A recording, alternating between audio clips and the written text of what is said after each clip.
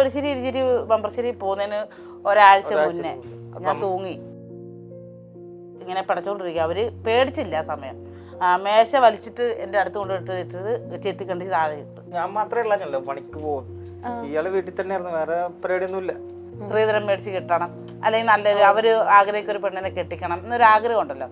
ആ ആഗ്രഹമെല്ലാം തല്ലി തകർത്തുകൊണ്ട് അവര് പറഞ്ഞ സെയിം സാധനം ഞാൻ പറയുക. തെരുവിലൊക്കെ തെണ്ടി വളർന്നൊരു പെങ്കൊച്ചിനെ വിളിച്ചുകൊണ്ട് വരുമ്പോൾ അതിൻ്റെതായ ബുദ്ധിമുട്ട് അവർക്ക് ഉണ്ടാകുമല്ലോ. ആ ബുദ്ധിമുട്ട് എൻ്റെ അടുത്ത് അവർക്കുണ്ടായിരുന്നു ഒത്തിരിയായിട്ട്, ഭയങ്കരമായിട്ട്. അന്ന് ഇനി വരുന്ന ട്രെയിനിന് മുന്നോട്ട് ചാടാമെന്ന് ചോദിച്ചു മക്കളെയായിട്ട്. അപ്പോൾ ഞാൻ ചാടുവോ? എനിക്ക് ടെൻഷൻ. ട്രെയിൻ കാണുമ്പോൾ തന്നെ നമുക്ക് ടെൻഷനാണ്. ഞാൻ എന്തിനാണ് എൻ്റെ കുഞ്ഞുങ്ങളെ കൊല്ലുന്നത്? ഞാനങ്ങനെ ചിന്തിച്ചില്ല. ഞാൻ അപ്പോഴും വിചാരിച്ചത് എങ്ങനെയും ജീവിച്ച് കാണിക്കണം. ആ ഒരു മെന്റാലിറ്റി അവൻ്റെ ഉള്ളിൽ കിടന്നു വെച്ചത്. എന്നാ വേണോ രാജാവ് എനിക്കൊരു ചായ തലക്ക് കൈ കൊടുത്ത് ഞാനിങ്ങനെ കുഞ്ഞിരിക്കും തലദോശ ഒന്ന് ഓർഡർ ചെയ്തു. അതും പുള്ളി തിന്ന് എന്റെ വടയെടുത്ത്. കാർത്തിസൂര്യൊക്കെ എനിക്ക് ഭയങ്കര ഇഷ്ടമായിരുന്നു, കാണണമെന്ന് ഭയങ്കര ആഗ്രഹമായിരുന്നു. പുറത്തേക്കുന്നവർക്ക് അതറിയാൻ പറ്റില്ല. നമ്മൾ ടി വിയിൽ വരുമ്പോൾ 4 മിനിറ്റാണ് എന്തോ കിടന്ന് പറയുന്നത്, അത്രേ ഉള്ളൂ.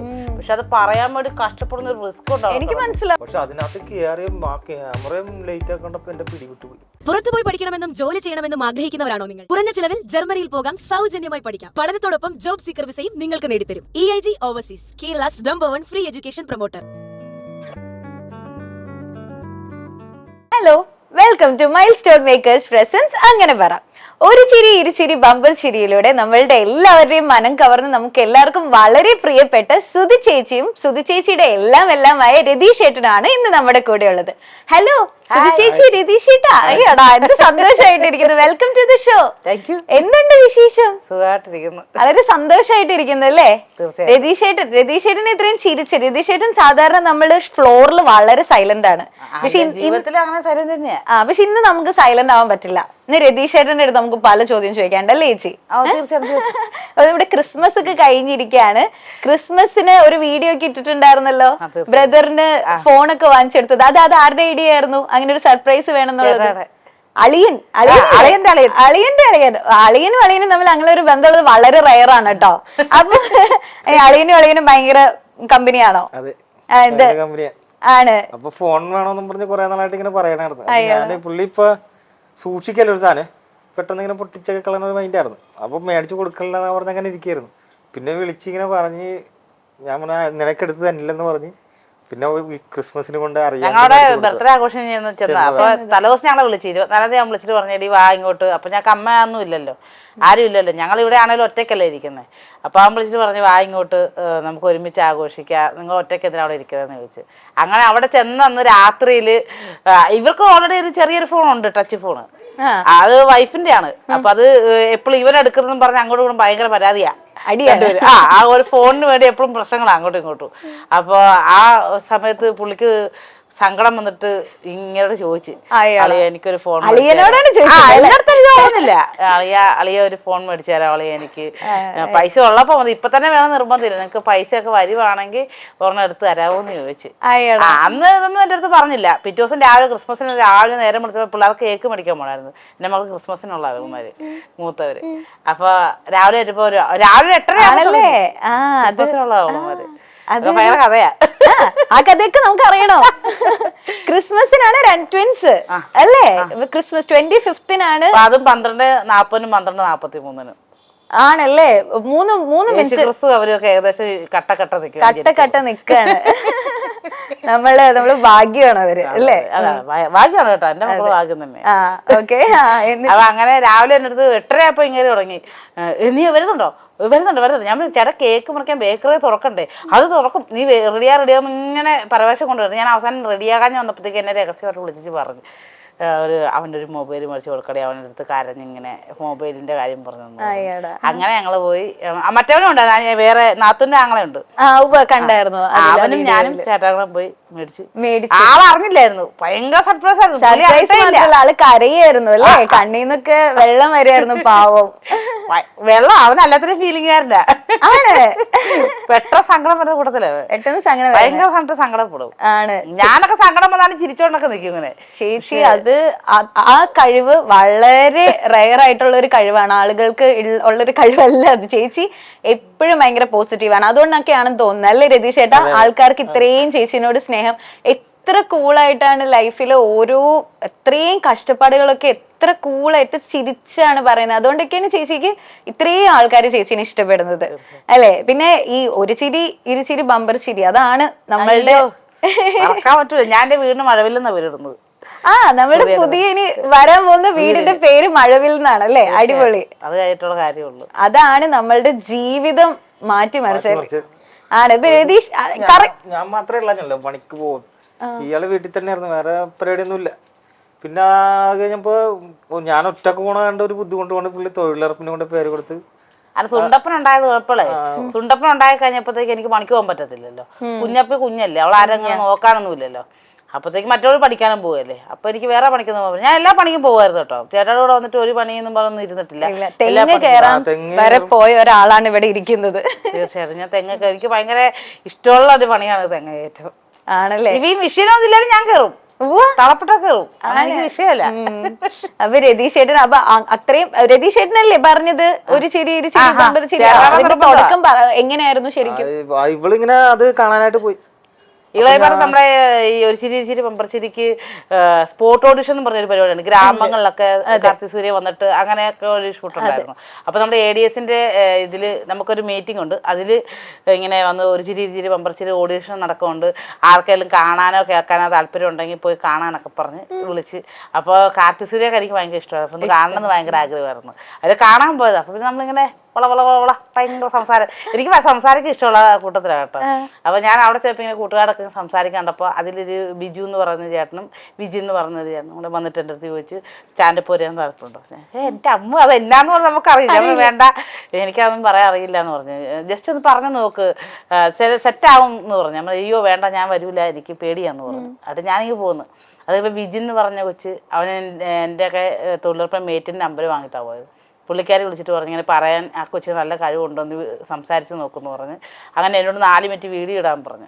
അങ്ങനെ ഞാൻ ആ 4 മിനിറ്റ് വീഡിയോ ഇടാൻ പറഞ്ഞപ്പോഴത്തേക്കും ഇന്ത്യൻ ഓഫീസിൽ പോയി രാജാവിന്ന് വിളിച്ച ഒരു സാധനം പറഞ്ഞു വീഡിയോ അയച്ചു. അത് ശരിക്കും സംഭവിച്ചാണോ? ശരിക്കും ഞങ്ങള് ഇവിടെ കൊണ്ടുവന്നു കഴിഞ്ഞ് ഞാൻ ചിരി സഹിക്കാൻ വീട്ടിലേക്ക് കൊണ്ടുപോകുന്ന ടൈം, അപ്പൊ ഇവളുടെ വീട് വരെ പോണെന്ന് പറഞ്ഞു. അപ്പൊ വന്ന് ബസ്സിനാ പോണം. അപ്പൊ സ്റ്റാൻഡിൽ ചെന്നിറങ്ങിയപ്പോ ഇവളോട് ഞാൻ ചോദിച്ചു ഭക്ഷണം കഴിക്കണമെന്ന് ചോദിച്ചു. വിശക്കാണെന്ന് പറഞ്ഞു. അങ്ങനെ ഞാൻ ഇന്ത്യൻ ഓഫീസർ അതിന്റെ ഫ്രണ്ടിൽ തന്നെ അതിനകത്ത് കേറി ഇരുന്ന് ഇവള് മറ്റേ പുള്ളി വന്നല്ലോ. അപ്പൊ സപ്ലയർ വന്നു. പുള്ളി എന്നാ വേണോ ചോദിച്ചപ്പോ ഇവളോട് എടുത്തു വായിക്കും തൊഴുതേക്കുമ്പോ രാജാവ് എനിക്കൊരു ചായ ഞാൻ തലക്ക് കൈ കൊടുത്ത് ഞാനിങ്ങനെ കുടുങ്ങിയിരിക്കും. എന്നിട്ട് ഇയാൾക്കൊരു പൂസലല്ലേ, ഇയാള് അന്ന് മസാല ദോശ ആണ് ഓർഡർ ചെയ്തത്. അതും പുള്ളി തിന്ന് എന്റെ വടയെടുത്ത് പുള്ളിക്കാരെന്ന് അറിയില്ല. ചിരിച്ചതല്ല ഇവിടുത്തെ പ്രശ്നം. ഈ പുള്ളിക്ക് ഇത് കേട്ടിട്ട് മിണ്ടാണ്ടോട്ട് ഇരുന്നാ പോരെ. ഇങ്ങനെ ഇത് കേട്ട ഉടനെ അവിടെ അടുക്കള ചെന്നു അവിടെ നിൽക്കുന്ന പാത്രം കഴുകുന്നവരെ എല്ലാരെയും വിളിച്ചോണ്ട് എന്നെ കാണിച്ചു കൊടുക്കുക. അപ്പൊ ഞാനിത് കാണുന്നില്ല, ഇവിടെ അല്ലേ വന്നിരുന്ന് കാണിക്കുന്നത്. ഞാൻ അങ്ങോട്ട് നോക്കിട്ടില്ല. ഇങ്ങനെ കോഫി ഹൗസിൽ പോയിട്ടുണ്ടോ? പിന്നെ ഞാൻ കേട്ടിട്ടില്ല പേടിയാ. ഒന്ന് പോയേരെ അതിന്റെ വാദിക്കണ്ട് ഇറങ്ങി പോകുന്നത് കേറിയില്ല. അത് നമുക്ക് ഒന്ന് അയവിറക്കരുത്. അപ്പൊ അങ്ങനെയാണ് ഒരു ചിരി ഇരുചിരി ബമ്പർ ചിരി. ഞാൻ ചേച്ചി ഇതിനു മുമ്പ് സ്റ്റേജിൽ കയറിയിട്ടുണ്ടോ? എന്റെ ദൈവം ഇങ്ങനൊക്കെ ചോദിക്കല്ലോ, ഞാനൊന്നും കണ്ടിട്ട് പോലുമില്ല. അല്ല ഞാൻ പറയുന്നത് സാധാരണ ഒരു കുട്ടിയാണെങ്കിലും അത്യാവശ്യം എന്താ പറയാ കുറച്ച് എക്സ്പീരിയൻസ് ഉള്ള ഒരാളാണെങ്കിലും നമ്മളുടെ കുറച്ച് പേര് ഇരിക്കുന്ന സ്റ്റേജിൽ തന്നെ കയറാൻ പേടിയുള്ള ആൾക്കാരാണ് കൂടുതലും പേര്. ഇതുവരെ സ്റ്റേജ് കാണാത്ത ഒരാള് ലോകമെമ്പാടുമുള്ള മലയാളികൾ കാണുന്ന ഏറ്റവും വലിയൊരു റിയാലിറ്റി ഷോയിൽ പോയിട്ട് എത്ര കൂളായിട്ട് ചെയ്ത് അത് എങ്ങനെ സാധിച്ചു? ഇതൊക്കെ ചോദിച്ച ഭയങ്കര ഇപ്പൊ പറഞ്ഞ ലോകം മൊത്തം കാണുന്ന റിയാലിറ്റി അതൊന്നും എനിക്കറിയില്ല. അത് ലോകം മൊത്തം കാണുന്ന റിയാലിറ്റി ഷോ ആണെന്ന് എനിക്കറിയണ്ടേ? അറിയില്ലായിരുന്നു. ഇത്ര വലിയ സംഭവമാണ് ഒരു ചിരി എനിക്ക് അറിയില്ലായിരുന്നു. ഞാൻ പ്രോഗ്രാം കാണുന്നുണ്ട്, അതൊക്കെ എനിക്ക് ഇഷ്ടമാണ്, ഞാൻ നേരത്തെ പോലെ കാണും. പക്ഷെ ഇതുപോലെ നമ്മൾ വൈറലാകുമെന്നോ നമ്മളിങ്ങനെ ജീവിതം മാറ്റിമറിക്കുമെന്നുള്ള ചിന്താഗതി നമുക്കില്ല. അപ്പൊ ഈ പുള്ളിക്കാർ ഇവിടെ നിന്ന് ഇങ്ങനെ വിളിച്ചോണ്ട് അപ്പൊ ഈ ചേട്ടൻ എൻ്റെ അടുത്ത് പറഞ്ഞു, എടി പെണ്ണെ ചിലപ്പോൾ നീ ഇവിടെ കിടന്ന് വളവള വർത്താനം പറയുന്ന സാധനം അവിടെ പോയി കിടന്ന് പറ, നമുക്ക് വല്ല 5000 രൂപ എല്ലാം കിട്ടിയാലും നമുക്ക് വീട്ടിലുള്ള സാധനം മേടിക്കാമല്ലോ. എന്ന് പറഞ്ഞു. അപ്പൊ ഈ ചേട്ടൻ നിർബന്ധമാണ് ഞാൻ ഒരു ചിരിച്ചത്, അല്ലാതെ എനിക്ക് താല്പര്യമേ ഇല്ല. കാരണം എനിക്ക് പേടിയാണ്, കാരണം എന്നാ ഞാൻ അവിടെ ചെന്ന് പറയണത്. അതെ, ടെൻഷൻ. പുറത്തേക്കുന്നവർക്ക് അത് അറിയാൻ പറ്റില്ല. നമ്മള് ടി വിയിൽ വരുമ്പോ 4 മിനിറ്റാണ് എന്തോ കിടന്ന് പറയുന്നത്, അത്രയല്ലേ ഉള്ളൂ. പക്ഷെ അത് പറയാൻ വേണ്ടി കഷ്ടപ്പെടുന്ന ഒരു റിസ്ക് ഉണ്ടാവും. എനിക്ക് മനസ്സിലാവും അത്. അയ്യോ, അതാ ഞാൻ ചോദിച്ചത്. പക്ഷെ പുറമെ കാണുന്നവർക്ക് അത് ഒരിക്കലും മനസ്സിലാവില്ല. അവര് കമന്റ് ഒക്കെ ഇടത്തില്ല, ബോറാണ്, എന്തെന്നാണ് കാണിക്കുന്നത്, എന്തെന്നാ കാണിക്കുന്നത് പറയാറുണ്ടോ ആ കമന്റ്സ്? എനിക്കല്ല, പൊതുവെ വരാറുണ്ട്. എനിക്ക് സ്കിറ്റ് ചെയ്യാൻ തുടങ്ങിയപ്പോ വന്നിട്ടുണ്ട് അങ്ങനത്തെ കമന്റ്. ആണോ? അങ്ങനെ വന്നിട്ടുണ്ട്. ബോറാണ്, നിർത്തിപ്പോടി, എങ്ങോട്ട് പോകാൻ. എങ്ങോട്ട് പോകാൻ?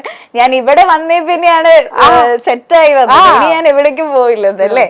എനിക്ക് തോന്നുന്നേ മഞ്ജു ചേച്ചി തന്നെ പറഞ്ഞിട്ടുണ്ട്, ഒരുപാട് വിഷമമുള്ളവരാണ് പുറത്ത് ഭയങ്കരമായിട്ട് ഇങ്ങനെ ചിരിച്ച് വർത്താനം പറയുന്നതെന്ന്. പിന്നെ ചേച്ചിയുടെ അയൽക്കാരൊക്കെ ചേച്ചിനെ പറ്റി സംസാരിക്കുന്ന വീഡിയോ ഒക്കെ ഞാൻ കണ്ടായിരുന്നു. അത് മഴവിൽക്കരവെന്ന് പറഞ്ഞ. അതെ അതെ, ആ ചാനലില് അവരൊക്കെ ഭയങ്കര സ്നേഹത്തോടെയാ സംസാരിക്കുന്നേ. ഞാൻ അതാ നേരത്തെ പറഞ്ഞത്, അവരൊക്കെ ചേച്ചിനെ ഇത്ര ഇഷ്ടപ്പെടാൻ കാരണം ചേട്ടാടെ ആൾക്കാരെ കുറ്റം പറഞ്ഞ ചേട്ടാടെ അപ്പച്ചിയാ അവരെ സപ്പോർട്ട് ചെയ്ത് പറഞ്ഞത്.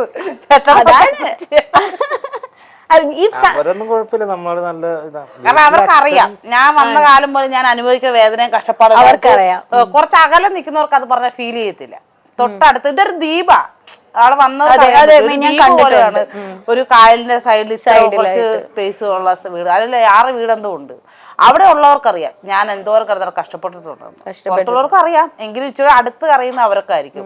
എത്ര പ്രാവശ്യം ചാകാൻ നോക്കിയിട്ടുണ്ടെന്ന് പറയും അവിടെ. അത് ഞാൻ പല പ്രാവശ്യം ഞാനിപ്പം ചേച്ചി ഒരു ഇതില് കോമഡി ആയിട്ടാണ് പറഞ്ഞത്, ട്രെയിനില് പോകണമെന്ന് ആഗ്രഹമുണ്ട്. അത് ആക്ച്വലി ശരിക്കും സീരിയസ് ആയിട്ട് രതീഷ് ഏട്ടൻ ചോദിച്ചതായിരുന്നോ എടുത്ത് ചാടാൻ പറ്റുമെന്ന്? നിവർത്തിയില്ലല്ലോ. അതൊന്ന് പറയാമോ, അത് എന്തായിരുന്നു ആ സിറ്റുവേഷൻ എന്നുള്ള? ആ സമയത്താണോ? ചേട്ടാടെ വീട്ടിലിങ്ങനെ എപ്പോഴും പ്രശ്നങ്ങളാ. ഞാൻ എന്താ പറയാ, അത് എപ്പോഴും കുഞ്ഞുങ്ങളുടെ കാര്യങ്ങളൊക്കെ എപ്പോഴും പ്രശ്നം. അവർക്ക് ഓൾറെഡി എന്നെ ഇഷ്ടമല്ല, എന്നെ അവർക്ക് അക്സെപ്റ്റ് ചെയ്യാൻ പറ്റില്ല. പിന്നെ അവരെ ഞാൻ കുറ്റം പറയുന്നില്ല കേട്ടോ, ഒരിക്കലും ആ വീട്ടുകാരെ ഒന്നും ഞാൻ കുറ്റം പറയുന്നില്ല. കാരണം എന്താണെന്ന് വെച്ചാൽ നമ്മളാണെങ്കിലും ഒരു കുഞ്ഞിനെ പ്രസവിച്ച് വളർത്തി എടുത്ത് വലുതാക്കി കൊണ്ടുവരുമ്പോൾ അവർക്കൊരു പ്രതീക്ഷ ഉണ്ടല്ലോ, ശ്രീധരൻ മേടിച്ച് കിട്ടണം, അല്ലെങ്കിൽ നല്ലൊരു അവര് ആഗ്രഹിക്കുന്ന ഒരു പെണ്ണിനെ കെട്ടിക്കണം എന്നൊരു ആഗ്രഹം ഉണ്ടല്ലോ. ആ ആഗ്രഹം എല്ലാം തല്ലി തകർത്തുകൊണ്ട് അവര് പറഞ്ഞ സെയിം സാധനം ഞാൻ പറയുക. ഈ തെരുവിലൊക്കെ തെണ്ടി വളർന്ന ഒരു പെങ്കൊച്ചിനെ വിളിച്ചുകൊണ്ട് വരുമ്പോൾ അതിൻ്റെതായ ബുദ്ധിമുട്ട് അവർക്ക് ഉണ്ടാകുമല്ലോ. ആ ബുദ്ധിമുട്ട് എൻ്റെ അടുത്ത് അവർക്കുണ്ടായിരുന്നു ഒത്തിരിയായിട്ട്, ഭയങ്കരമായിട്ട്. അപ്പോൾ കൊണ്ടുപോകുന്ന സമയത്ത് ഇതുപോലെ ഇപ്പോഴും പ്രശ്നങ്ങളായിരിക്കും. ഞങ്ങളെ ഇറക്കി വിടും, തിരിച്ചു വിളിക്കും, ഇറക്കി വിടും, തിരിച്ചു വിളിക്കും. തന്നെ പ്രശ്നങ്ങൾ ഭയങ്കര ഇതായിരുന്നു. ആ സമയത്ത് ഞങ്ങൾക്ക് ഒന്നാമത് കാരണം ഞാൻ വീട്ടിൽ നിന്നെല്ലാം ഉപേക്ഷിച്ച് ഇറങ്ങി പോകുന്നതല്ലേ. അപ്പൊ എനിക്ക് തിരിച്ച് വീട്ടിലോട്ട് ചെല്ലാൻ പറ്റത്തില്ല. അപ്പൊ ഇവിടെ നിന്നും ഇല്ല അവിടെ നിന്നും ഇല്ല എങ്ങും ഇല്ലാത്ത സിറ്റുവേഷൻ ചേട്ടാ എൻ്റെ അടുത്ത് വീട്ടിൽ നിന്ന് ഇറങ്ങിയപ്പോൾ എല്ലാ ആളുകളൊക്കെ പറഞ്ഞ് വാടി നമ്മൾ ജീവിക്കും, ഇവരുടെ മുന്നിൽ നമ്മൾ ജീവിച്ച് കാണിക്കും, നിങ്ങൾ ഞൊടിച്ചൊക്കെ കാണിച്ചു. അപ്പൊ ഞാൻ വിചാരിച്ച സെറ്റ്. അപ്പൊ തന്നെ മക്കളായിട്ട് ഇറങ്ങി. അന്ന് അവന്മാർ 2 പേരും ഉള്ളു കേട്ടോ, കുഞ്ഞുങ്ങളെ. അവര് 14 വയസ്സിന് വ്യത്യാസം ഉണ്ടല്ലേ. അപ്പൊ അവര് പീക്കിരികളായിരുന്നു. അപ്പൊ അങ്ങനെ കോട്ടയത്ത് നാമ്പടത്ത് വന്നു കഴിഞ്ഞപ്പോഴത്തേക്കും പറഞ്ഞത് ട്രെയിൻ കാണണമെന്ന് ചോദിച്ചു. അപ്പൊ ട്രെയിൻ കാണണം, നമ്മളും കുഞ്ഞല്ലേ, ചെറുതല്ലേ, വലിയ പ്രായമൊന്നുമില്ലല്ലോ. അപ്പൊ നമ്മൾ ഓൾറെഡി എത്ര വയസ്സുണ്ട്? ഈ ഒരു 18-19 വയസ്സുള്ളൂ. അത് എന്ന് പറഞ്ഞാൽ നമ്മൾ ഈ പുറലോകം ഒന്നും കാണാതെ വളർന്ന ആളല്ലേ. ഇത്ര ട്രെയിനെ കയറിയിട്ടില്ല, ബിരിയാണി കഴിച്ചിട്ടില്ല, നല്ലൊരു ഡ്രസ്സ് ഇട്ടിട്ടില്ല, അങ്ങനെ എല്ലാം കൊണ്ടും ഞാൻ ജീവിതം നാടും വീടും ഒക്കെ കാണുന്നത് ഈ മനുഷ്യൻ്റെ കൂടെ വന്നതിന് ശേഷം. അപ്പോൾ ഞാൻ അവിടെ ചിലപ്പോൾ ട്രെയിനെ കയറ്റാമെന്ന് ട്രെയിനെ കയറ്റിയിരുന്നിട്ട് എൻ്റെ അടുത്ത് പറഞ്ഞു, ഇനി നമുക്ക് എന്തായാലും പോകാൻ സ്ഥലമൊന്നുമില്ല, ഞാൻ പറഞ്ഞ അനുസരിക്കുമോ എന്ന് ചോദിച്ചു. ഞാൻ ആന്ന് പറഞ്ഞു. അന്ന് ഇനി വരുന്ന ട്രെയിനിൻ്റെ മുന്നോട്ട് ചാടാമെന്ന് ചോദിച്ചു മക്കളെയായിട്ട്. അപ്പോൾ ഞാൻ ചാടുമോ? എനിക്ക് ടെൻഷൻ, ട്രെയിൻ കാണുമ്പോൾ തന്നെ നമുക്ക് ടെൻഷനാണ്. അപ്പോൾ ഞാൻ അവിടെ ഒന്ന് ചാടാൻ തുടങ്ങും, അവിടെ പപ്പ അടിക്കും. അപ്പൊ ശരിക്കും ചേച്ചിക്കും അതുപോലെ ഓക്കെ ഇതെന്നാ പിന്നെ അവസാനിപ്പിക്കാം എന്നുള്ള മൈൻഡ് ഉണ്ടായിരുന്നോ? ഇല്ലല്ലോ. ഇല്ല, ഇല്ല. ഞാൻ എന്തിനാണ് എന്റെ കുഞ്ഞുങ്ങളെ കൊല്ലുന്നത്? ഞാനങ്ങനെ ചിന്തിച്ചില്ല. ഞാൻ അപ്പോഴും വിചാരിച്ചത് എങ്ങനെയും ജീവിച്ച് കാണിക്കണം, ആ ഒരു മെന്റാലിറ്റി എൻ്റെ ഉള്ളിൽ കിടന്നു വെച്ചത്. ജീവിക്കണം. ഇപ്പൊ ഇവര് പറയും ചേട്ടായിക്ക് ശ്രീധരൻ മേടിച്ച് മാലയൊക്കെ കിട്ടാതെ വരുമ്പോൾ ചേട്ടായുടെ കുടുംബത്തിൽ എല്ലാവർക്കും മാലയൊക്കെ കല്യാണം കഴിച്ചുകൊണ്ട് കിട്ടിയിട്ടുണ്ട്. ശ്രീധരൻ ആണുങ്ങൾക്ക് മാല ഇടുന്നവരും അങ്ങനെ ഒന്നും ചേട്ടായിക്ക് കിട്ടാത്തത് എന്നെ കിട്ടിയവന്റെ പേരിലാണെന്ന് പറഞ്ഞിട്ട് എപ്പോഴും ഇങ്ങനെ കയറും. അപ്പോൾ അതൊക്കെ മാറ്റി വെച്ചും നമ്മൾ ജീവിച്ച് കാണിക്കണം എന്നൊരു ചിന്താഗതിയാണ്. അപ്പോൾ ഞാൻ ചാടുമില്ലാതെ അങ്ങോട്ട് കിടക്കുന്നത് ബബ്ബ കളിച്ചപ്പോൾ അവിടെ ഒരു റെയിൽവേ പോലീസുകാരുണ്ടല്ലോ, അവർ വന്നിട്ട് ചോദിച്ചു. അപ്പോൾ ഇന്നത്തെ പക്വതയൊന്നും അന്നില്ലല്ലോ. അപ്പൊ ഞാൻ വെട്ടി വിളിച്ച് പറഞ്ഞു ഈ മനുഷ്യനെ കൊല്ലാൻ നോക്കാന്നൊക്കെ പറഞ്ഞു. അപ്പൊ ആ മനുഷ്യന്റെ മുഖത്ത് നോക്കിയിട്ട് അങ്ങനെ പറഞ്ഞു ചേച്ചി. അങ്ങനെ എൻ്റെ വീട്ടിലോട്ട് വിളിച്ചിട്ട് ആങ്ങളെ വിളിച്ച് വരുത്തിട്ട് വീട്ടിലോട്ട് പറഞ്ഞു വിട്ടു. അങ്ങനെയാണ്. അതിൽ പിന്നെ ഒരിക്കലും തോന്നിയിട്ടില്ലല്ലോ? ഇല്ല. അന്നത്തോടെ അത് കഴിഞ്ഞ് പിന്നെ ഞങ്ങള് വീട്ടിൽ ഇവിടെ വന്ന് തോന്നിട്ടില്ലെന്നല്ല, ചെയ്തിട്ടുണ്ട്. ഞാൻ ഒരു ചിരി ഇരുചിരി ബമ്പർശ്ശേരി പോകുന്നതിന് ഒരാഴ്ച മുന്നേ ഞാൻ തൂങ്ങി കയറി. തൂങ്ങിയിട്ട് ഇത് ആരോടും പറയാത്തൊരു കാര്യമാണ്. തൂങ്ങിയിട്ട് എൻ്റെ കൊച്ചുങ്ങൾ സ്കൂള് വിട്ട് വരുന്ന സമയമായിരുന്നു. അവർ കയറി വരുമ്പോൾ ഞാൻ ഇങ്ങനെ പിടച്ചോണ്ടിരിക്കുക. അവർ പേടിച്ചില്ല ആ സമയം. മേശ വലിച്ചിട്ട് എൻ്റെ അടുത്ത് കൊണ്ടിട്ടിട്ട് ചെത്തി കണ്ടിച്ച് താഴെ ഇട്ട്. അതിന് തൊണ്ടയൊക്കെ ഞാൻ ഒരു ചിരി വരുമ്പോഴൊക്കെ ശ്രദ്ധിച്ചറിയാൻ പറ്റി, തൊണ്ടയൊക്കെ നീരായിരുന്നു എനിക്ക്. അതാണ് എനിക്ക് ഫ്ലോറിൽ നിന്നപ്പോൾ അത്ര സങ്കടം വന്നത്. അത് എപ്പോഴും ഞാൻ ഒന്നത്തെ കാര്യം ഞങ്ങൾക്ക് കിടക്കാൻ സ്ഥലമില്ല. ഫുൾ ടൈം ഞങ്ങളുടെ സ്ഥലത്താണ് കിടക്കുക. പ്രശ്നങ്ങളും കാര്യങ്ങളും. പിന്നെ എൻ്റെ കുഞ്ഞുങ്ങൾ അത്ര ആയില്ലേ, വയസ്സറിയിച്ച പിള്ളേരായി, കയറി കിടക്കാനൊരു വീടില്ല. എന്നെ കെട്ടിയതിൻ്റെ വലിയ മനുഷ്യൻ കിടന്ന് അനുഭവിക്കുന്നു. എല്ലാം കൂടെ ആയപ്പോൾ നമുക്ക് മാനസിക സംഘർഷം. പിന്നെ എനിക്ക് വീട്ടിൽ നിന്ന് ചോദിക്കാൻ പറ്റും അച്ഛനില്ല, എനിക്ക് ചോദിക്കാൻ പറ്റും അമ്മയില്ല, സ്വന്തക്കാരില്ല. അങ്ങനെയൊക്കെ വന്നപ്പോൾ നമുക്ക് മാനസികമായ ടെൻഷൻ. ആരും ഇല്ലാത്തൊരു ഒറ്റയ്ക്ക് ഈ മനുഷ്യൻ മാത്രമേ ഉള്ളല്ലോ സപ്പോർട്ടായിട്ട്. അപ്പോൾ ഞാൻ ആ സമയം എന്തോ ഒരു പൊട്ട ബുദ്ധിയിൽ തോന്നിയത്. ഒട്ട ബുദ്ധിയിൽ തോന്നുകയാണെങ്കിലും അത് ആ സമയത്ത് ചേച്ചിയുടെ ജീവൻ തിരിച്ചു കിട്ടിയത് എത്രയോ നന്നായില്ലേ. ഒരിക്കലും അത് വന്ന് ഒരാഴ്ച കഴിയുമ്പോഴാണ് ഞാൻ ബമ്പറിച്ചിരി വരുന്നത്. അതാണ് എനിക്ക് അത്ര സങ്കടം ആ ഫ്ലോർ വന്നിപ്പോൾ ഉണ്ടായത്. നിമിത്തം എന്നൊക്കെ പറയുന്നത് ശരിക്കും ശരിയാണ്. പക്ഷെ അതിൽ നിന്ന് ഞാൻ കയറുമായിരുന്നു കേട്ടോ, എൻ്റെ കരകയറ്റം വരുന്നു അവിടെ നിന്ന്. പിന്നെ ഡിസംബർ 17-ാം തീയതിയാണ് ഞങ്ങൾ ഒരു ചിരി ബമ്പറിച്ചിരി പോകുന്നത്. ഒരു വർഷം വിളിച്ച് ഭയങ്കര പാടായിരുന്നു അങ്ങോട്ട്. നമുക്കിതൊക്കെ കണ്ടപ്പോൾ ആകെ ഇത് എപ്പോഴായി പോയി. സ്റ്റേജൊക്കെ ഇട്ട് എനിക്ക് കൈകാലൊക്കെ വിറച്ചെന്റെ എന്ത് ചെയ്യുന്ന. ഇവള് പരിപാടിക്ക് കയറി. അപ്പൊ ഞാൻ പുറത്ത് നിൽക്കായിരുന്നു, നമ്മളെ കയറ്റില്ലല്ലോ. അപ്പൊ ഞാൻ അപ്പൊ വേറെ 2-3 ആൾക്കാരുണ്ട്. അപ്പൊ അവിടെ ചെന്ന് പരിചയപ്പെട്ടു. അവരോടൊക്കെ സംസാരിച്ചിരിക്കുമ്പോൾ പുള്ളിക്കാരൻ ഓടി വന്നപ്പോൾ രതീഷ് പെട്ടെന്ന് അകത്തോട്ട് വരാൻ പറഞ്ഞു. അപ്പൊ ഇവിടെ തല കറങ്ങി വീണെന്നും പറഞ്ഞാൽ ഞാൻ ചെല്ലണത്. പക്ഷെ ഞാൻ അകത്ത് ചെല്ലുമ്പോൾ കുഴപ്പമൊന്നുമില്ല. പുള്ളിക്ക് കമന്റ് പറഞ്ഞോണ്ടിരിക്കുകയായിരുന്നു ഞാൻ ചെല്ലുമ്പോൾ. അപ്പൊ എനിക്ക് ഇച്ചിരി സമാധാനമായി. പക്ഷെ അതിനകത്ത് കയറിയും ആ ക്യാമറയും ലൈറ്റ് ഒക്കെ കണ്ടപ്പോ എന്റെ പിടിവിട്ടു പോയി. എനിക്ക് എന്ത് ആദ്യമായിട്ടല്ലേ ഇങ്ങനെയൊക്കെ കാണുന്നത്. ഞാൻ ജീവിതത്തിൽ ആദ്യമായിട്ട് സ്റ്റേജൊക്കെ കയറിട്ടുണ്ട്. അമ്പലപ്പുറമിലൊക്കെ കിട്ടുമ്പോ ആരും ഇല്ലാത്ത സമയത്തില്ലേ, അങ്ങനെയൊക്കെ ഇപ്പൊ കയറിയിട്ടില്ലാണ്ട് ഇങ്ങനൊരു സംഭവത്തിൽ കയറിയിട്ടില്ല ജീവിതത്തിൽ. അതും ഇത്രയും വലിയ ഇത്ര ആൾക്കാർ ജഡ്ജസ് എന്നൊക്കെ പറഞ്ഞ സീനിയർ ആയിട്ടുള്ള ജഡ്ജസ് അല്ലേ ഇവരൊക്കെ. ഞാൻ അവിടെ നിന്ന് എനിക്ക് സംസാരിക്കാൻ പറ്റില്ല. അവര് ചോദിച്ചിട്ട് ഒന്നും പറയാൻ പറ്റില്ല അവരോട്. ആകെ ഇതായി നിക്കണേ. പക്ഷെ ഞാൻ പറയുകയാണെങ്കിൽ ഇതൊക്കെയാണ് ശരിക്കും ലൈഫ് സ്റ്റോറീസ്. ഇതൊക്കെയാണ് നമ്മൾ ആൾക്കാരിലേക്ക് എത്തിക്കേണ്ടത്. ചേച്ചി എനിക്ക് എന്നോട് തന്നെ ഭയങ്കര ഒരു അഭിമാനം തോന്നുന്നു നിങ്ങൾ എനിക്ക് ഇന്റർവ്യൂ എടുക്കാൻ പറ്റിയതിൽ. കാരണം ഒന്ന് ആലോചിച്ച് നോക്ക്, ചേച്ചിയുടെ ജീവിതം അവിടെ അവസാനിക്കേണ്ടതാണ്. എന്നിട്ടാണ് ഇവിടെ വരെ എത്തിയത്. ഒരു ഇന്റർവ്യൂ ചെയ്തുകൊണ്ടിരിക്കുക, ഒരു ചാനലിൽ ഇന്റർവ്യൂ നിങ്ങൾ കൊടുത്തോണ്ടിരിക്കുക. അപ്പൊ എത്രയോ ദൂരം നിങ്ങൾ വന്നിരിക്കുന്നേ. നിങ്ങൾ എപ്പോഴും നിങ്ങൾ ഭയങ്കര അഭിമാനമായിരിക്കും. നിങ്ങളെ ഓർത്തിട്ട് നിങ്ങളുടെ ചുറ്റുമുള്ള എല്ലാവർക്കും വളരെ അഭിമാനമായിരിക്കും. അതുപോലെ ചേച്ചി ഒരു സാറിന്റെ കാര്യം പറഞ്ഞിട്ടുണ്ട്, കുട്ടികൾ ടി വി കണ്ട് ഇടിക്കാൻ പറ്റില്ല പറഞ്ഞപ്പോ അനിൽ എന്നാന്ന് തോന്നുന്നല്ലേ സാറിന്റെ പേര്. സാറെന്ന് പറഞ്ഞാൽ പ്രോട്ടോകോമിന് മുതലാളിയാ. സാധാരണ ഇല്ലായ്മയെന്ന് കയറി വന്നൊരു മനുഷ്യനാ. അതുകൊണ്ട് തന്നെ നമ്മളോട് അദ്ദേഹത്തിന് മനസ്സിലാവും. അപ്പൊ ഞാൻ ആദ്യം അവിടെയൊക്കെ ചെല്ലുമ്പോ ഭയങ്കര കോമഡി ആയിരുന്നു കേട്ടോ ആദ്യമൊക്കെ. എനിക്ക് സംസാരിക്കാതിരിക്കാൻ പറ്റത്തില്ല. അറിയാം, സംസാരിക്കാൻ പറ്റത്തേ ഇല്ല. കുഞ്ഞിതങ്ങള് വെച്ചോളാം നമ്മളുടെ. അപ്പൊ സംസാരിക്കാൻ പറ്റത്തില്ല എനിക്ക്. അങ്ങനെ ആദ്യമായിട്ട് ആ പൊറോട്ട കമ്പനി പോവാ. അപ്പൊ അവിടെ ചെന്ന് കഴിയപ്പോഴത്തേക്കും ഫുഡല്ലേ പൊറോട്ടയുടെ, അത് സംസാരിക്കാൻ പറ്റാത്ത തുപ്പലിന്റെ പ്രശ്നം ഉള്ളതുകൊണ്ട് തെറിക്കൂന്നൊക്കെ പറഞ്ഞിട്ട് സംസാരിക്കാൻ സമ്മതിക്കത്തില്ല. 2 ദിവസം പോയി. 3-ാമത്തെ ദിവസം ഞാൻ പണി നിർത്തി. സംസാരിക്കാൻ പറ്റില്ലാത്തോണ്ട് പണി നിർത്തി. കാരണം എനിക്ക് സംസാരിക്കാൻ പറ്റില്ല. അപ്പൊ അത് കഴിഞ്ഞപ്പോ 2 ദിവസം കഴിഞ്ഞപ്പോ പുള്ളി വിളിച്ച് ചോദിച്ചു എന്താ സുധി പണിക്ക് വരാത്തെ എന്ന് ചോദിച്ചു. ഞാൻ പറഞ്ഞു പൊന്നു സാറേ എനിക്ക് അവിടെ പണിക്ക് വന്നിട്ട് എൻ്റെ വായൊക്കെ നീര് വെക്കും, നാക്കൊക്കെ നീര് വെച്ചെന്ന് പറഞ്ഞു. അതെന്താണ്?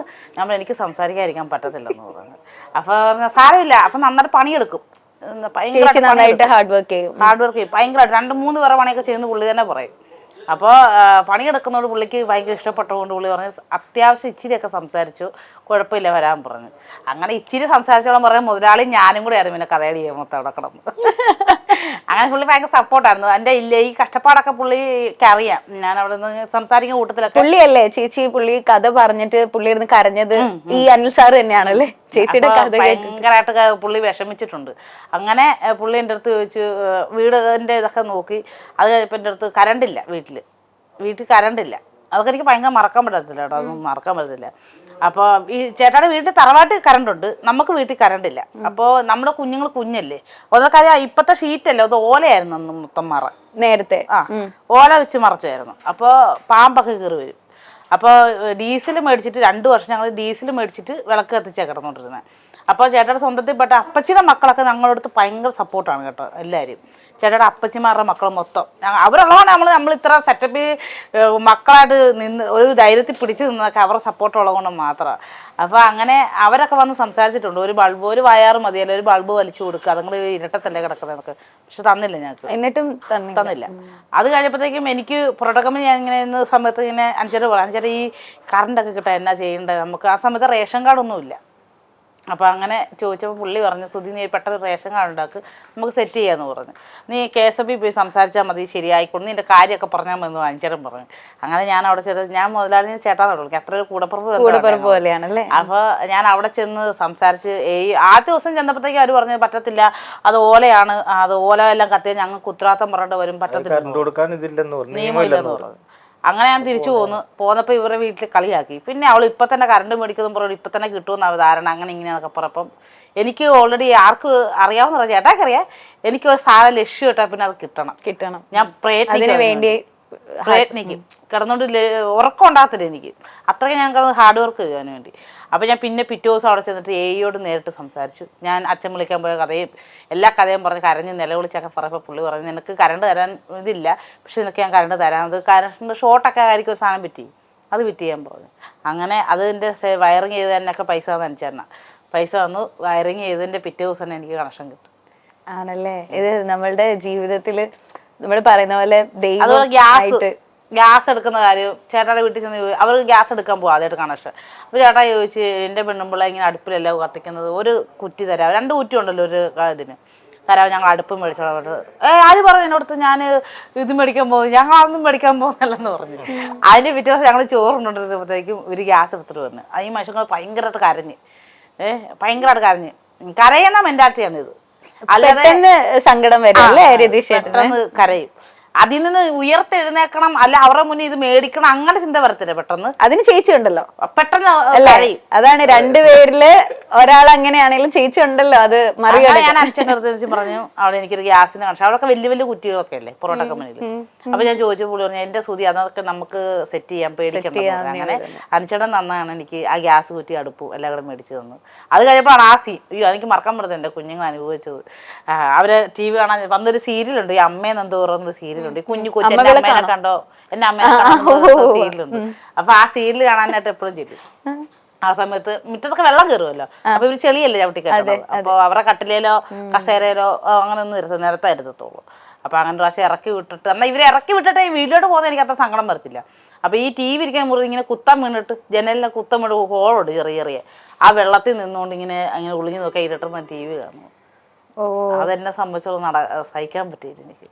അപ്പൊ ഞാൻ വിട്ട് കിടന്ന് കരഞ്ഞു, വിഷമം വന്നു. അപ്പൊ പിറ്റേ ദിവസം ഞാൻ പൊറോട്ട കമ്പനി ചെന്നിട്ട് സംസാരിച്ചില്ല അധികം, ഈ വിഷമം എൻ്റെ ഉള്ളിൽ കിടക്കുക. അപ്പൊ എൻ്റെ അടുത്ത് അനുചരണം എന്ത് പറ്റി ഇന്ന് സംസാരിക്കാതൊക്കെ നിൽക്കുന്നത്? അപ്പൊ സംസാരിക്കാൻ നിൽക്കാനൊക്കെ അറിയാമല്ലോ, അത് ഉറപ്പ്. എനിക്ക് മുതലാളിയാണെങ്കിൽ കൂടി എനിക്ക് അനുചരൻ ഒരു ഫ്രണ്ടാണ്, ഒരു കൂടപ്പുറപ്പ്, ഒരു എന്താ പറയുക, നമ്മൾ ഇത്ര സഹായിക്കും, ഒരു അച്ഛൻ്റെ സാധനം എനിക്ക് ഉള്ളിൽ. അപ്പൊ ഒരു സങ്കടം എന്നാന്ന് ചോദിച്ചപ്പോൾ എനിക്ക് സങ്കടം വന്നു. അപ്പൊ ഞാൻ ഇങ്ങനെ കരഞ്ഞപ്പോൾ എൻ്റെ അടുത്ത് പറഞ്ഞ്, TV അല്ലേ സുധിമോളെ, ഇത്രയൊക്കെ ആയില്ലേ, നീ എന്താ ടെൻഷൻ അടിക്കുന്നതെന്ന് ചോദിച്ചാൽ അങ്ങനെ അനുചേട്ടൻ മേടിച്ച് TV ആണ്. എനിക്ക് നമ്മളുടെ ലൈഫ് സ്റ്റോറീസ് ഒക്കെ പറഞ്ഞ് നമുക്കൊരു കുട്ടി സെഗ്മെന്റ്, ഒരു നമ്മുടെ ഫൺ സെഗ്മെന്റ് ആണ്. നിങ്ങൾ രണ്ടുപേരോട് ഞാൻ കുറച്ച് ചോദ്യം ചോദിക്കും, ഒരു 5 ചോദ്യം. നിങ്ങൾ രണ്ടുപേരുടെയും, നിങ്ങൾ കപ്പിൾസ് ആണല്ലോ, കപ്പിൾസ് എന്ത് വേണമെങ്കിലും ചോദിച്ചു, ഫുൾ പവർന്നല്ലേ.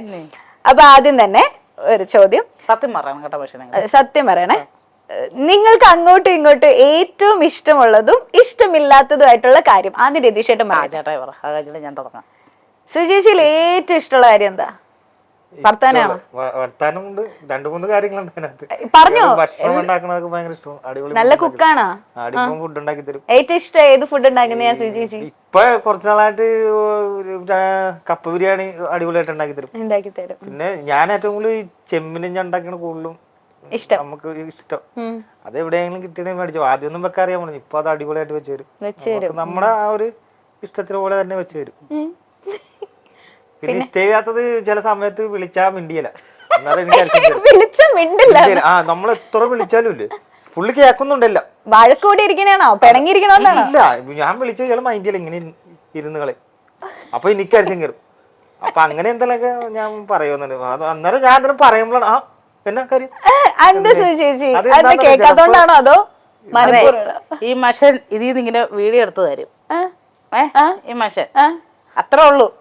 ബാക്കി ഇതിനകത്ത് എഡിറ്റ് ചെയ്ത് അറിയാൻ പാടാത്ത ഞാൻ എഡിറ്റ് ചെയ്ത് തമ്പുലേനെ ഒപ്പിച്ച് ഇതൊക്കെ സെറ്റ് ചെയ്ത് ഞാൻ ഇടുമ്പോഴത്തേക്ക് അവിടെ ഇത് കുണുകുണുന്ന് കഥ പറയുമ്പോൾ എനിക്ക് ശ്രദ്ധിക്കാൻ പറ്റുമോ? അപ്പയും മിണ്ടത്തില്ല. അതുകൊണ്ടാണ്, അല്ലാതെ പിണങ്ങിയിരിക്കുന്നൊന്നല്ല കേട്ടോ. അല്ല ചില സമയത്ത് എനിക്ക് അങ്ങനെ പക്ഷെ ചില സമയത്ത് ചേച്ചി പിണങ്ങി എന്നാലും ചേട്ടൻ മനസ്സിലാവാറുണ്ട് അത് പിണങ്ങിയിരിക്കുന്നതാണെന്നുള്ളത്. മനസ്സിലാവാറുണ്ട്. അപ്പൊ അതുകൊണ്ടല്ല, അതാണ് ഇഷ്ടമില്ലാത്തൊരു കാര്യം അല്ലേ? സുധി ചേച്ചിക്കോ രതീഷേന്റെ ഏറ്റവും ഇഷ്ടമുള്ള കാര്യം എന്താ? ഏറ്റവും ഇഷ്ടമുള്ള സാധനം നമ്മൾ കെയർ ചെയ്യുന്ന ഒരു സാധനം. സ്നേഹം ഭയങ്കരമായിട്ട്. ഓവറായതിന്റെ ആണ് ഇപ്പൊ പറഞ്ഞ മിണ്ടുന്നില്ലെന്ന്. അത് പെട്ടെന്ന് വിഷമം വരും. ഭയങ്കരമായിട്ട് സ്നേഹിക്കും ഞങ്ങളെ. ഇപ്പൊ ഒന്നും ഇല്ലാത്ത സമയത്താണെങ്കിൽ പോലും എല്ലാ ആഴ്ചയും 100 രൂപ 50 രൂപ വെച്ച് കൂട്ടി വെച്ചിട്ട് ഞങ്ങളെ വർഷത്തിലൊന്ന് പുറത്തൊക്കെ കൊണ്ടുപോയി കറക്കും. അങ്ങനൊക്കെ ചെയ്യുമായിരുന്നു ഇല്ലായ്മയെ പോലും. അതെനിക്ക് ഭയങ്കര ഇഷ്ടമുള്ള സ്വഭാവം. പിന്നെ ഇഷ്ടമില്ലാത്ത സ്വഭാവം എന്ന് ചോദിച്ചാൽ ഈ അമ്മായിമ്മമാര് തോറ്റു പോകുന്ന കുറ്റം പറഞ്ഞു നടക്കും നമ്മുടെ പുറകെ. അതെന്നെ അവിടെ പൊടിയിരിക്കുന്നത് അവള് നടിച്ചു കളഞ്ഞ്. അപ്പൊ അത് നമുക്ക് നടുവുണ്ടോ നടുവില്ല, നമ്മുടെ അസുഖം അല്ല അവിടുത്തെ പ്രശ്നം. അവിടെ ക്ലീൻ ആകണം. ഇങ്ങനെ അല്ലെങ്കിൽ ഫുൾ ടൈം ഇങ്ങനെ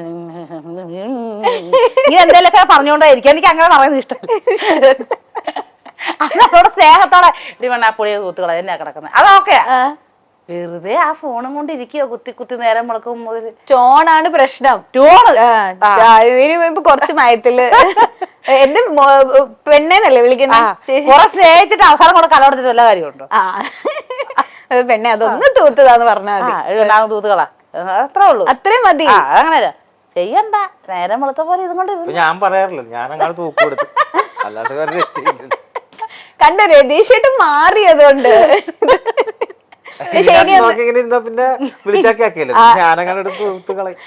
പറഞ്ഞാ മതി, സ്നേഹത്തോടെ പറഞ്ഞാ മതി. സുചേച്ചിക്ക് സ്നേഹത്തോടെ പറയണം. പുള്ളി വേറെ ടൂണായിട്ടാ ചിന്തിക്കുന്നത്. ഒന്നാമത്തെ കാര്യം അറിയാം, നമുക്ക് മനോരമ പ്രോഗ്രാം ചെയ്യാനുള്ള സ്റ്റാൻഡപ്പ് സെറ്റ് ചെയ്യണം. അതിനിടയ്ക്ക് വീട്ടിൽ യൂട്യൂബ് ചാനൽ ഇതെല്ലാം കൂടെ ആവുമ്പോഴത്തേക്കും കുനുകുനു നോക്കുമ്പോ എനിക്ക് വീട്ടിലെ കാര്യം നോക്കണം. അതോ ഇങ്ങനെ മക്കളെ നോക്കണം, ഇങ്ങനെ നോക്കണം. മക്കളെ അത്ര പാടില്ല. അപ്പൊ എല്ലാം നടക്കത്തില്ല. നമുക്ക് മെന്റലി നമുക്ക് അരിശം വരുന്നത്, ദേഷ്യം വരുന്നത്. വേറെ ഇഷ്ടക്കുറവൊന്നുമില്ല. ഇഷ്ടക്കുറവ് ഇഷ്ടമുള്ള രണ്ടുപേർക്കും മനസ്സിലായില്ലല്ലോ. ഇന്ന് രാത്രി പോകുമ്പോ പറഞ്ഞാൽ മതി. ഇനി എന്തായാലും രതീഷായിട്ട് സ്നേഹത്തോടെ പറയും. നെക്സ്റ്റ്, സ്നേഹം വരുമ്പോഴും ദേഷ്യം വരുമ്പോഴും അങ്ങോട്ടും ഇങ്ങോട്ടും എന്താണ് വിളിക്കുന്നത്? ഞാൻ ചേട്ടായി എന്ന് വിളിക്കും. ദേഷ്യം വരുമ്പോ എന്റെ പൊന്നു മോശനെ രതീഷേട്ടനോ? ഞാൻ എന്താടി ആ സമയത്തൊക്കെ ഇടിയെന്ന് വിളിക്കുള്ളൂ. ദേഷ്യം വരുമ്പോ മാത്രമേ ഇടിയെന്ന് വിളിക്കുള്ളൂ, അല്ലെങ്കിൽ പെണ്ണേന്ന് വിളിക്കും. അത്രേ ഉള്ളൂ. പെണ്ണെന്ന് വിളിക്കുന്നത് ഇഷ്ടം. പിന്നെ ഇടിയെന്ന് ഇങ്ങനെയുള്ള പ്രശ്നങ്ങളൊക്കെ പ്രത്യേക ചില സാഹചര്യങ്ങൾ വരുമ്പോ പിന്നെ എല്ലാരും ഈ ഇന്റർവ്യൂലൊക്കെ വന്നെന്ന് പറയും ഞങ്ങള് ഉത്തമയായ ഭാര്യയും ഭർത്താവാണ്, ഞങ്ങൾ വഴക്കൊന്നും ഉണ്ടാക്കത്തില്ല, നല്ല കുട്ടികളാണ്. ഞങ്ങൾ അങ്ങനത്തെ കുട്ടികളൊന്നും അല്ല. അത്യാവശ്യം ഇടിയല്ല വാഗോണ്ടൊക്കെ എല്ലാരും അങ്ങനെയൊക്കെ ഇവിടെ പറയുമ്പോ ആൾക്കാരൊന്നും പറയില്ല. നിങ്ങൾ വാക്കുകൾ കൊണ്ടൊക്കെ ഏറ്റുമുട്ടാറുണ്ട്. അത് കൈകൊണ്ടല്ലെന്നേ ഉള്ളൂ. കൈകൊണ്ട് അതാണ് ഏറ്റവും നല്ല കാര്യം. അത് കൈകൊണ്ടല്ലോ. പിടിച്ചാ കിട്ടിയില്ലെന്നുണ്ടെങ്കിൽ തലേം ചൊറി ഞാൻ മെയിൻ സാധനമാണ് ചേട്ടാ. എനിക്ക് പ്രശ്നമായി വരികയാണെങ്കിൽ നേരെ വണ്ടി എടുത്തിട്ട് പൊക്കളെ എവിടേക്കെങ്കിലും ഒന്ന് പോയി ഒന്ന് റിലാക്സ് പോകുമ്പോ പോയൊരു 15 മിനിറ്റ് കഴിയുമ്പോ വിളി തുടങ്ങും. എവിടെ വന്നില്ലേ വന്നില്ലേ? അപ്പൊ പിന്നെ അതുകൊണ്ട് പിന്നെ എല്ലാ ഭർത്താക്കന്മാരും പുറത്തോട്ടൊക്കെ ഇറങ്ങുമ്പോഴത്തേക്കും ഭാര്യമാര് കുത്തിയതുകൊണ്ട് എവിടെയാണ് മനുഷ്യനെ നിങ്ങൾ വരുന്നില്ലേ ചോറ് തിന്നട്ടെ, ഞങ്ങൾ ഒരുമിച്ച് ഇന്ന് ചോറ് തന്നെ ഇറങ്ങൂല കേട്ടോ. ഇല്ല, അങ്ങനെ വൃത്തിയുടെ ശീലം ഞങ്ങൾക്ക് ഇല്ല. ഈ പുറത്തോട്ട് പോയി കഴിയുമ്പോ വിശക്കുന്നുണ്ടാ തിന്നായിരിക്കും. ഞാൻ വെളുപ്പിലായിട്ടുള്ള ഉണ്ടാക്കുന്നു. 4 മണിയാകുമ്പോ ചോറ് വെക്കും, കറി വെക്കും, ചായക്കൂടി ഉണ്ടാകും, സർവ്വസാധനം ഉണ്ടാക്കും. ഭർത്താവ് വന്നിട്ട് പൂമുതുവരക്കിൽ ഇരുന്ന് ചോറ് വന്ന ഒരാളൊന്നും അല്ല ഞാൻ. എനിക്ക് വെച്ചത് ഞാൻ എടുത്ത് തിന്നും. വേണമെങ്കിൽ വന്നാൽ വന്നത് തിന്നോണം, അത്രേ ഉള്ളൂ. വിളമ്പി കൊടുക്കും, അത്രേ ഉള്ളൂ. അല്ലാതെ നമ്മള് വലിയ പക്വതയായ അതൊന്നുമില്ല. വന്ന കാലത്ത് എന്റെ അടുത്ത് പറഞ്ഞിട്ടുണ്ട് ഞാൻ എന്നെ നോക്കിയിരിക്കണ്ട, വിശക്കുമ്പോ തിന്നോണെന്ന്. പിന്നെ വിശക്കുമ്പോ പറഞ്ഞിട്ടുണ്ട് ഞാൻ തിന്നും. ഞാൻ നോക്കിയിരുന്ന പരിപാടി ഒന്നുമില്ല. പിന്നെ കൂട്ടുകാരുടെ കൂടെ പോയാ 10 മണി കഴിയുമ്പോഴത്തേക്കും മഞ്ഞില്ലേ എന്നെ അവിടെ പരിപാടി ഞാൻ വിളിക്കത്തില്ല, വരുമ്പോ വരട്ടെ. എപ്പോഴാന്ന് വെച്ചാൽ കൂട്ടുകാരിലെ ഏറ്റവും ഫ്രീഡം ഉള്ളൊരു മനുഷ്യനാണ് ഇയാളെന്ന് എപ്പോഴും പറയും. ആണല്ലേ? ഇപ്പൊ ഇടക്കിടക്ക് വിളിച്ച് ബുദ്ധിമുട്ടിക്കില്ല. ബുദ്ധിമുട്ടിക്കില്ല. ഫോൺ നമ്മളിപ്പോ ഞാൻ പറഞ്ഞിട്ട് എടി പെണ്ണെ ഞാൻ പറയുന്ന സ്ഥലത്ത് പോവാ പോണേന്ന് പറയാം. പിന്നെ പെമ്പിളാരൊന്നും അല്ലല്ലോ, ആരും പീഡിപ്പിക്കത്തൊന്നുമില്ലല്ലോ, എപ്പോഴും വന്നോളൂ. ഒരു പ്രശ്നം ടൈം കഴിഞ്ഞ് താമസിക്കണമെങ്കിൽ വിളിച്ചു പറയാം, ഇച്ചിരി കൂടി താമസിക്കും, നീ കിടന്നോളാൻ പറയും. അത്രേ ഉള്ളൂ.